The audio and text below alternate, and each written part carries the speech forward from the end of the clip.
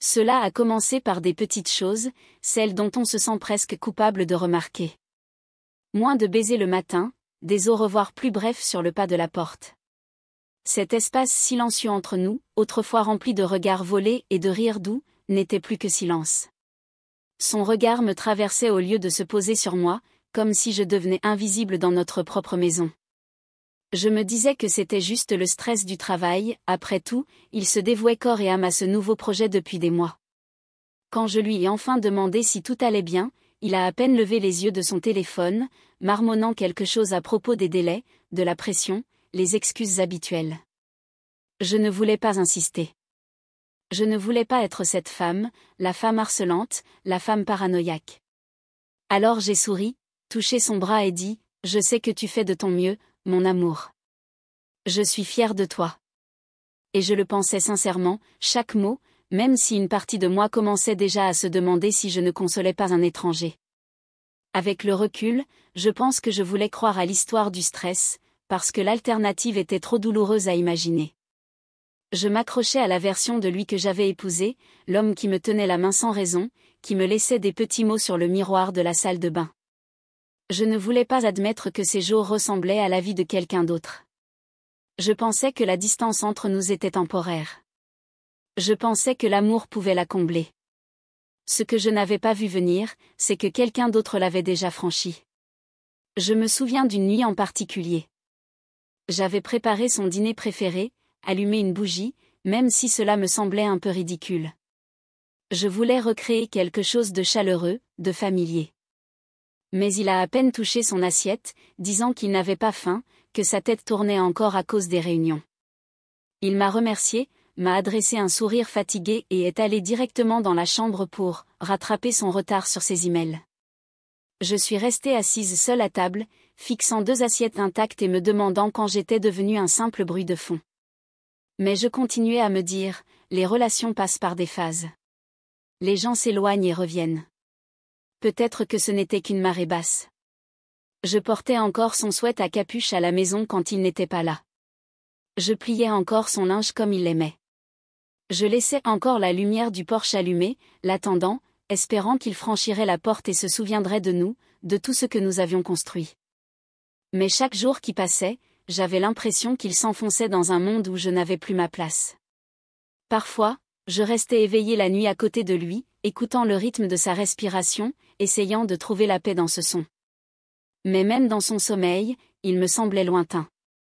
Il fut un temps où il me serrait contre lui, même au milieu de la nuit. Maintenant, il y avait tout un océan entre nos corps, et je ne savais pas comment le traverser sans me noyer dans mes propres questions. J'ai tout blâmé sauf lui, l'économie, son patron exigeant, les longs trajets. Je me suis même blâmée à un moment donné. Peut-être que je n'étais plus excitante. Peut-être que j'étais devenue trop routinière, trop prévisible. J'ai commencé à surcompenser, m'habiller sans raison, lui envoyer des messages doux pendant la journée, suggérer des rendez-vous spontanés pour lesquels il semblait toujours trop fatigué. Et quand il ne réagissait pas comme je l'espérais, je me disais, il est juste débordé. Il reviendra bientôt. Un soir, j'ai aperçu mon reflet en me brossant les dents, les yeux ternes, le sourire forcé, et je me suis à peine reconnue. Je me sentais autrefois en sécurité, désirée, aimée. Maintenant, je me sentais comme une variable d'ajustement, un rôle secondaire dans l'histoire de sa vie. Et pourtant, je m'accrochais, parce que c'est ce qu'on fait quand on aime quelqu'un, n'est-ce pas? On fait preuve de bonté. On reste fidèle. On les croit quand ils disent que ce n'est qu'une mauvaise passe. Le soir où il est parti pour ce dîner d'affaires, je n'ai pas hésité. J'ai redressé son col, lissé sa cravate, embrassé sa joue et murmuré, « J'espère que tout se passera bien. Je t'aime. Tu es tout pour moi. » Et alors qu'il sortait sans se retourner, je croyais que le fossé entre nous était dû au stress. Je n'avais aucune idée qu'il s'agissait d'une autre femme. La nuit était d'un calme étrange, le genre de calme qui vous fait sentir que quelque chose est sur le point de basculer, même si vous ne pouvez pas vraiment expliquer pourquoi. Nathan est sorti de la chambre, élégant, blazer sombre, rasé de près. Il avait l'air soigné, comme s'il allait quelque part d'important. Et je me suis dit, bien sûr qu'il est beau, c'est un dîner important. Mais quelque chose dans la façon dont il évitait mon regard en ajustant ses manchettes m'a donné mal au ventre. Je l'ai enlacé, il est avec moi maintenant. Fais tes valises. C'est fini. Je n'ai pas crié. Je n'ai pas pleuré, pas tout de suite. J'ai juste regardé l'écran, figé. Mon esprit s'est vidé, puis s'est emballé d'un coup. Qui était-elle? Depuis combien de temps cela durait-il? Avais-je dormi à côté d'un menteur pendant des semaines, des mois? Mes mains tremblaient, mais je ne bougeais toujours pas. Je ne pouvais pas. C'était comme regarder le moment où toute votre vie se défait et ne pas pouvoir empêcher un seul fil de se casser.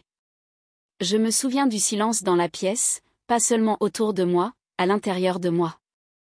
Je l'avais aimé de tout mon être, cru en lui, défendu, et il m'avait quitté, non pas avec une conversation, ni même un mensonge en face, mais avec une photo et le message d'une étrangère.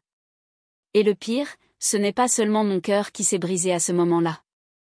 Non, c'était quelque chose de plus profond, de plus sombre, quelque chose qui ne s'est pas brisé, qui a pris feu. Je suis restée assise là pendant ce qui m'a semblé une éternité, la lueur de ce message me brûlant les yeux.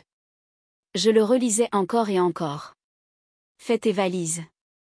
C'est fini. Comme si j'étais un personnage jetable dans son histoire. Comme s'il pouvait réécrire notre vie sans même me donner la décence d'un au revoir. C'est alors que les larmes sont venues. Pas fortes, pas dramatiques, juste des rivières lentes et régulières d'incrédulité roulant sur mes joues. Je ne pleurais pas pour lui. Je pleurais pour la femme qui avait cru en lui. À un moment donné, j'ai essuyé mon visage et je me suis levée. Quelque chose en moi avait changé. Ce feu que je ressentais, ce n'était pas de la rage, pas encore. C'était de la clarté, le genre de clarté qui ne vient que lorsqu'un fantasme meurt enfin. J'ai regardé autour de moi la maison que nous avions construite ensemble, le couloir que nous avions peint, le canapé où nous avions planifié notre avenir, et soudain, ce n'était plus chez moi. C'était comme une scène de crime.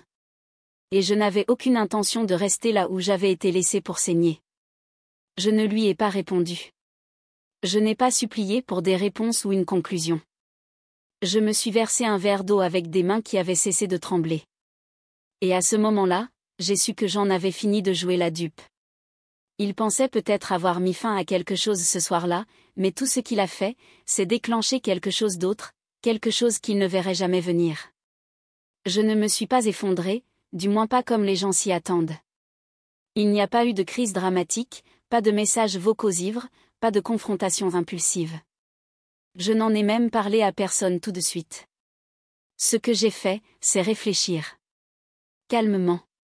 Soigneusement. La douleur rend certaines personnes imprudentes, mais pas moi. La douleur m'a rendue vive, précise. Et si Nathan pensait que j'allais rester assise là à me morfondre pendant qu'il jouait à la dinette avec quelqu'un d'autre, il avait clairement oublié qui il avait épousé. J'ai commencé par rassembler, non pas mes sentiments, pas encore, des preuves. Des pistes écrites, des identifiants de connexion, des relevés bancaires. Nathan a toujours sous-estimé à quel point je gérais notre vie. C'est moi qui gérais les factures, les impôts, les assurances. Son nom était sur les choses, bien sûr, mais le poids, c'était le mien. Et il me l'avait confié librement. C'est drôle comme le pouvoir peut ressembler à une responsabilité jusqu'à ce qu'il soit temps de l'utiliser. J'ai d'abord trouvé les relevés de cartes de crédit. Des séjours à l'hôtel dans des villes dont il n'avait jamais parlé. Des frais de repas qui ne correspondaient pas à son supposé calendrier. J'ai fait des captures d'écran, imprimé des reçus. J'ai même retrouvé de vieux emails qu'il m'avait transférés avec des itinéraires de voyage, les comparant aux dates où il disait travailler tard. Pièce par pièce, j'ai construit la vérité. Pas pour lui, pas même pour elle, pour moi. Parce que j'avais besoin de la voir exposée, indéniable, froide et nette, comme de l'acier. Une fois les preuves en main, je suis passée à la logistique. Je savais que je ne pouvais pas partir comme ça, pas encore. Je voulais m'assurer que lorsque je partirais, je ne serais pas celle qui recommencerait à zéro. Nathan avait son fonds. Maintenant, c'est moi qui allais avoir le contrôle. La plupart de nos comptes étaient à mon nom. La maison? J'avais payé la majeure partie du prêt hypothécaire. Ma cote de crédit? Impeccable. La sienne? Moins. Il n'avait aucune idée que pendant qu'il faisait semblant d'être le fantasme de quelqu'un d'autre, je tenais les rênes de sa vraie vie entre mes mains. J'ai appelé une avocate spécialisée dans les divorces, quelqu'un de vif, d'expérimenté et de hautement recommandé. Je n'ai pas pleuré pendant la consultation. J'ai parlé clairement, calmement. J'ai exposé la chronologie, les documents, la photo. L'avocate a hoché la tête, impressionnée par mon organisation. « Vous avez déjà fait la moitié de mon travail », a-t-elle dit. Je n'ai pas souri. Je lui ai juste dit, je ne suis pas intéressée par la vengeance. Je suis intéressée par ce qui m'appartient. Et je le pensais. Il ne s'agissait pas de rage, il s'agissait de reprendre ma place à table, sans lui à côté de moi. J'ai également commencé à faire des copies de tout ce qui comptait, acte de naissance, titre de propriété, déclaration de revenus. J'ai ouvert un nouveau compte courant, transféré mon salaire, créé une nouvelle boîte postale. Je ne fuyais pas, je reconstruisais. Mais cette fois, brique par brique, sans illusion. Nathan avait construit un mensonge sur tout ce que nous avions autrefois. Je ne faisais que déblayer les décombres pour pouvoir enfin respirer. Je ne l'ai jamais confronté, pas une seule fois. J'ai répondu à ses SMS occasionnels avec une vague gentillesse, rien qui ne laisse transparaître ce que je savais. Qu'il pense que je jouais encore le rôle, la douce épouse ignorante qui attend à la maison. Chaque fois qu'il m'appelait « bébé » ou envoyait un emoji pouce levé, je sauvegardais la capture d'écran. Des preuves. La preuve de ses mensonges. Je n'avais pas besoin de lui crier dessus pour être entendue. J'avais juste besoin d'être patiente. Et la patience, il s'avère, était quelque chose que j'avais à revendre. Le plus étrange? J'ai commencé à mieux dormir. La douleur était toujours là, oui, mais la clarté était apaisante à sa manière. J'avais un plan. Je n'attendais pas d'excuses ni d'explications. J'attendais le moment idéal, le moment où il franchirait la porte et réaliserait tout ce qu'il m'avait donné et tout ce qu'il allait perdre. Il pensait avoir le contrôle, mais il n'était qu'un nom sur des papiers que j'étais déjà en train de réécrire. À la fin de cette semaine-là, j'avais tout ce dont j'avais besoin. Mon avocate était prête. Mes comptes étaient sécurisés. Ma dignité était intacte. Et chaque pas que je faisais en silence me rendait plus forte. Ce soir-là, Nathan ne m'a pas seulement donné la trahison, il m'a donné les ciseaux. Et le moment venu, je le découperai. Proprement. Légalement. Sans jamais hausser le ton. Il est entré comme si de rien n'était, les clés tintant, les chaussures grattant légèrement le carrelage du couloir. Je l'ai entendu m'appeler par mon prénom, avec désinvolture, comme s'il n'avait pas disparu dans les bras de quelqu'un d'autre quelques jours auparavant. Peut-être s'attendait-il à une dispute, à une scène. Peut-être avait-il même répété un discours dans la voiture. Mais lorsqu'il est entré dans le salon et a vu ce qui manquait, les photos sur les murs, l'endroit où se trouvait mon bureau, le silence, je pense qu'il lui a fallu une seconde pour réaliser ce qui s'était passé. Il y avait une chemise sur la table de la cuisine. Je l'avais placée en plein centre, parfaitement alignée avec le bord. À l'intérieur, les papiers du divorce, chaque section surlignée, chaque détail souligné. À côté, il y avait d'un court message, écrit à la main, de 4 lignes seulement, « Puisque tu as tellement hâte de recommencer, je me suis assuré que tu puisses le faire. » Avec rien de ce que je t'ai donné. Je ne l'ai pas signé. Je n'en avais pas besoin. Il connaissait mon écriture. Il connaissait ma précision. Et à ce moment-là, je pense qu'il a réalisé qu'il avait sous-estimé la femme qu'il avait trahie. Le placard de la chambre était à moitié vide. Ma boîte à bijoux avait disparu. Le comptoir de la salle de bain, autrefois rempli de mes bouteilles de soins et de bougies parfumées, était vide. Je m'étais effacé de l'espace avec une précision chirurgicale. Non pas par mesquinerie, ni par cruauté, mais parce que je ne laissais pas de morceaux de moi-même derrière moi. Il n'avait pas le droit de garder des vestiges de qui j'étais. Je voulais que le vide parle plus fort que n'importe quel au revoir. J'aurais aimé voir son visage, non pas parce que je voulais le voir souffrir, mais parce que je voulais assister à la seconde exacte où son fantasme s'est brisé, au moment où il a réalisé que pendant qu'il poursuivait quelque chose de nouveau, je préparais la fin du jeu. Je l'imagine debout, tenant toujours ses clés, lisant ce mot une fois, puis une autre fois, comme s'il avait mal compris. Mais non. Tout était là, noir sur blanc, les limites que j'avais tracées, les droits que j'avais protégés et la vie que je ne lui offrais plus. Il m'a probablement appelé, peut-être même plus d'une fois. J'avais déjà bloqué son numéro. La femme vers laquelle il avait couru, elle était la bienvenue pour ses explications maintenant. J'en avais fini de jouer les interprètes de ses erreurs. Je n'étais pas intéressée par ce qu'il avait à dire, ni par la version de l'histoire qu'il aurait pu essayer de me raconter. L'homme qui était sorti par cette porte il y a quelques jours n'était pas l'homme que j'avais épousé. Et la femme qu'il avait laissée derrière lui, elle n'existait plus non plus. Ce qu'il n'a pas compris, ce que les hommes comme lui comprennent rarement, c'est que le silence n'est pas une capitulation, c'est une stratégie. Je n'avais pas claqué de porte ni jeté de vaisselle, je n'avais pas supplié pour des réponses ni pleuré par terre. J'avais simplement agi, avec détermination. Chaque pas, chaque détail, mesuré. C'est ce qui l'a secoué. Pas seulement que je sois partie, mais que je sois partie sans avoir besoin d'expliquer pourquoi. Il a tout perdu. Il n'a même pas réalisé que j'avais mis la maison en vente, que les comptes joints étaient séparés, que les abonnements partagés, les services publics, même les dossiers vétérinaires du chien avaient été transférés. J'avais pensé à tout. Non par dépit, mais par respect de moi-même. Je ne lui laissais aucune possibilité de revenir en rampant, ni à moi de me remettre en question. Je n'étais pas en colère, j'étais finie. Et il y a une différence. La colère veut une réaction. Être fini, cela veut juste la paix. J'ai laissé quelques affaires derrière moi, non pas parce que je les avais oubliées, mais parce qu'elles n'avaient plus d'importance. Un pull qu'il avait complimenté autrefois. Une photo encadrée de notre mariage, retournée dans le tiroir. Et sur la commode, j'ai placé une dernière enveloppe. À l'intérieur se trouvait une copie de ma nouvelle adresse. Non pas pour qu'il puisse me rendre visite, mais pour que les documents juridiques finaux sachent où me trouver. Il n'y avait pas de lettre. Pas de PS. Pas de signature. Juste une fin nette à une histoire qu'il ne méritait pas de terminer. En fermant la porte à ce chapitre, je ne me suis pas sentie vide. Je me suis sentie apaisée, comme si tout se calmait enfin après une longue tempête silencieuse. Je n'ai pas attendu qu'il supplie. Je n'ai pas attendu de voir du regret dans ses yeux. Il m'avait donné le silence pendant des semaines. Je le lui ai simplement rendu, intégralement. Et en m'éloignant, je n'ai pas regardé en arrière.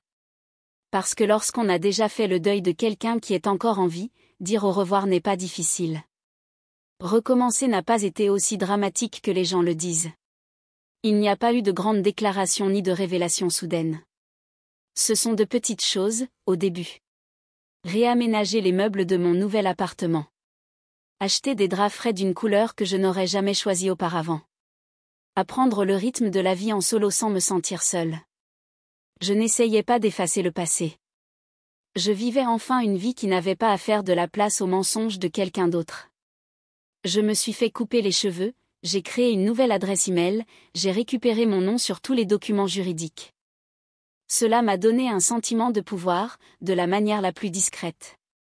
Je n'ai pas affiché ma douleur, mais je n'ai pas non plus caché la vérité. Un jour, j'ai partagé une publication. Juste une citation, il est parti pour quelqu'un d'autre. Je suis restée pour moi-même. Et c'était la meilleure amélioration que j'ai jamais faite. Je ne l'ai pas tagué. Je n'en avais pas besoin. L'histoire derrière tout ça était la mienne maintenant. Et à ma grande surprise, cela a résonné. Des femmes ont commencé à me contacter, des inconnus, de vieilles amies, même des connaissances dont je me souvenais à peine. Toutes disaient, moi aussi. D'une manière ou d'une autre, mon chagrin est devenu un pont me reliant à des personnes que je n'aurais jamais rencontrées autrement. J'ai commencé à prendre la parole dans des groupes locaux, à écrire de courts articles sur les limites, l'estime de soi, le pouvoir discret de s'éloigner. Je n'essayais pas d'être une héroïne. J'essayais juste de guérir. Mais la guérison, il s'avère, a un effet domino. Et pendant que je construisais quelque chose de réel à partir des ruines, je n'ai même pas réalisé que j'étais devenue quelqu'un vers qui les autres se tournaient. Je ne prenais pas de nouvelles de Nathan. Je n'avais plus aucune curiosité à son égard. Mais l'univers a une façon de revenir avec des réponses que vous n'avez jamais demandées. Un matin, en prenant mon café et en lisant mes emails, un message est arrivé dans ma boîte de réception, de sa part, la femme de la photo. Pas d'objet, juste une seule phrase, je pense qu'il me fait la même chose. Et en dessous, une capture d'écran. Une scène familière. Nathan dînant, cette fois avec une autre femme. Restaurant différent, même sourire suffisant, même routine main dans la main. Je l'ai regardé pendant un moment, sans colère ni joie, juste une reconnaissance silencieuse. Comme regarder la rediffusion d'une émission pour laquelle j'avais déjà pleuré. Je n'ai pas répondu. Qu'y avait-il à dire? Elle ne m'avait rien volé. Il n'a jamais vraiment été à elle. C'était un homme à la recherche de nouveaux départs sans jamais fermer le dernier chapitre. Un homme accro aux applaudissements de l'attention, aux frissons du secret. Je savais exactement ce qu'elle ressentait, et c'est pourquoi je n'ai pas répondu. Parce que je savais que je ne pouvais pas l'empêcher d'apprendre à ses dépens. Il fut un temps où j'aurais répondu, essayé de la prévenir, peut-être même offert de la compassion. Mais je ne vivais plus dans cette version de moi-même. Elle était là où j'avais été autrefois, dans la confusion, l'incrédulité, la douleur d'être remplacée par quelqu'un qui finirait par être remplacé aussi. J'ai fermé le message, pris une grande inspiration et l'ai laissé partir. Elle trouverait son propre chemin, tout comme moi. Ce message était la preuve finale dont je n'avais pas besoin, la dernière confirmation que partir n'était pas seulement nécessaire, c'était la meilleure décision que j'ai jamais prise. Je n'étais plus en colère contre lui. Je n'étais même plus blessée. J'étais juste finie. Émotionnellement. Spirituellement. Entièrement. Il jouait toujours au même jeu, cherchant toujours la validation dans les bras de femmes qui n'en connaissaient pas encore le prix. Pendant ce temps, je me réveillais dans une vie qui était enfin la mienne. Ces jours-ci, je me comporte différemment. Je dis « non » sans culpabilité. J'aime plus lentement, mais plus profondément. Je fais confiance, mais avec discernement. Et je ne me rétrécis plus pour m'intégrer à l'histoire inachevée de quelqu'un d'autre. Je suis là pour moi maintenant, dans les grandes choses comme dans les petites. Et chaque fois que je choisis la paix plutôt que le drame, le respect de soi plutôt que la nostalgie, je gagne. Silencieusement. Férocement. Sans avoir besoin de prouver quoi que ce soit à qui que ce soit, surtout à lui. Il est peut-être parti pour quelqu'un d'autre, mais je suis restée pour moi-même. Et ça, au final, c'était le coup de théâtre. La femme qu'il pensait avoir brisée, elle n'a pas seulement survécu, elle s'est relevée. Et pendant qu'il s'enlise dans les mêmes schémas, j'ai déjà tourné la page. Pas de vengeance. Pas de regret. Juste la liberté. Et ça, c'est une histoire qu'il ne pourra jamais réécrire.